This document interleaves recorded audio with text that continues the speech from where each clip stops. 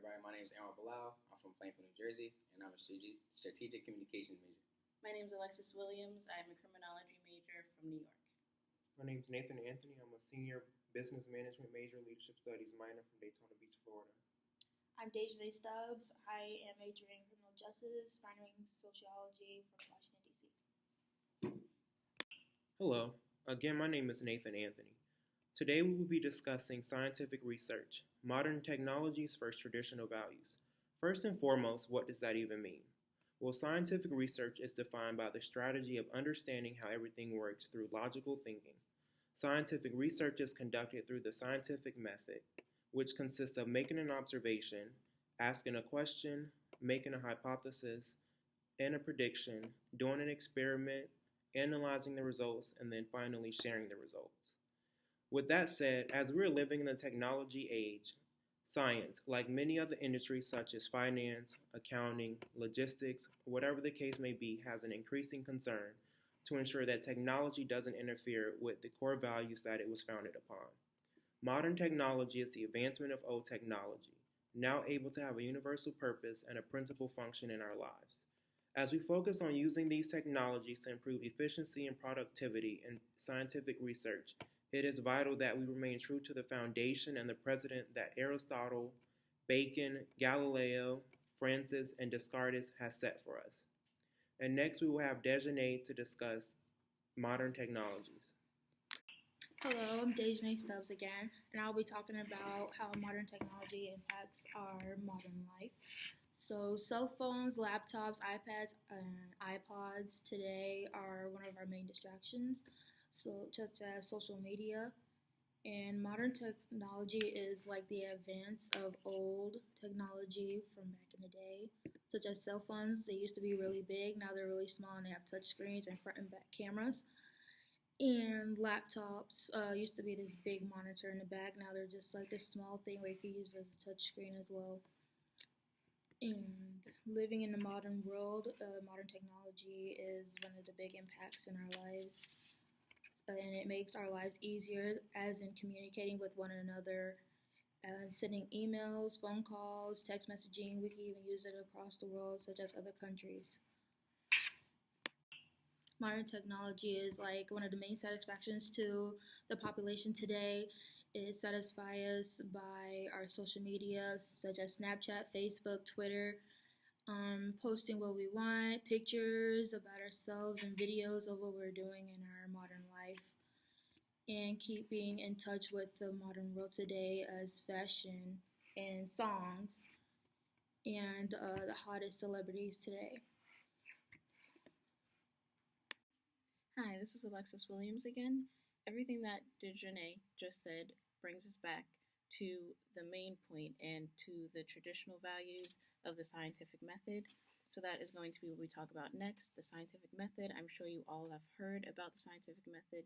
We use it in our everyday lives. Any type of research that we do involves a scientific method in those steps. Whether it's research that you may not even think uses science, from psychology to medical research, everything. Anything that you do that requires research, scientific method. First, we're going to talk about the history of the scientific method, who invented it, who had a part in it, everything like that. So, no one person invented the scientific method. It can be traced back to many different theories and important people in science.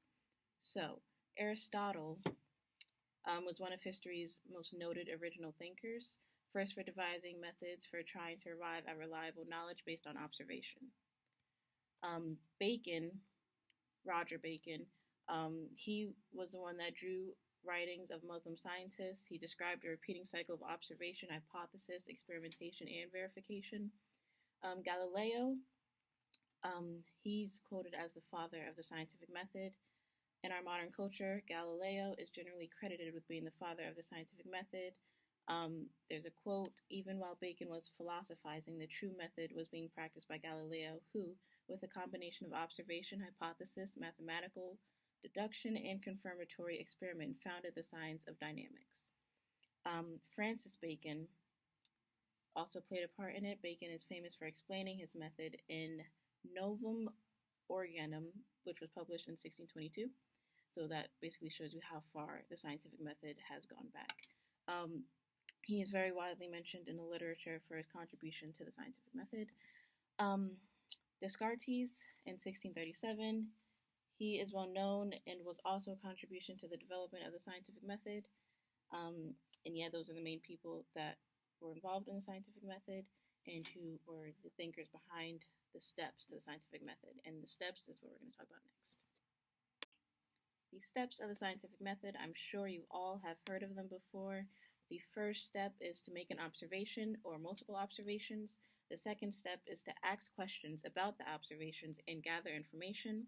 The third step is to form a hypothesis, which is a description of what's been observed, and then you make a prediction based on that hypothesis. Step 4, you test the hypothesis and predictions in an experiment that can be reproduced. Being reproduced is very important. The experiment has to be able to be done multiple times, not just once. The fifth step is to analyze the data and draw conclusions.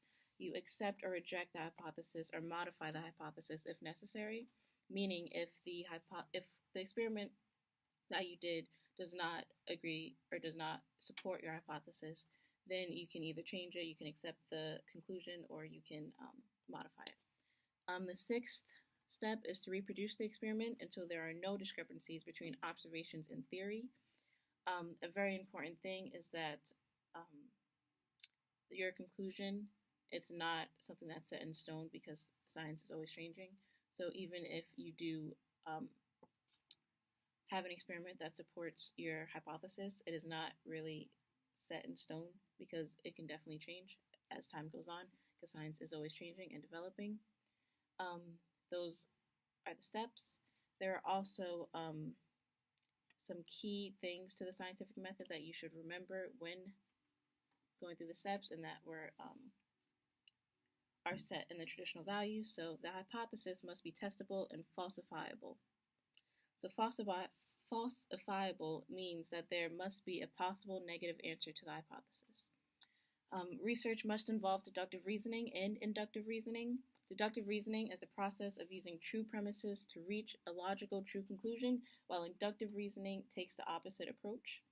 An experiment should include a dependent variable, which does not change, and an independent variable, which does change. An experiment should include an experimental group and a control group. So the control group is what the experimental group is compared against.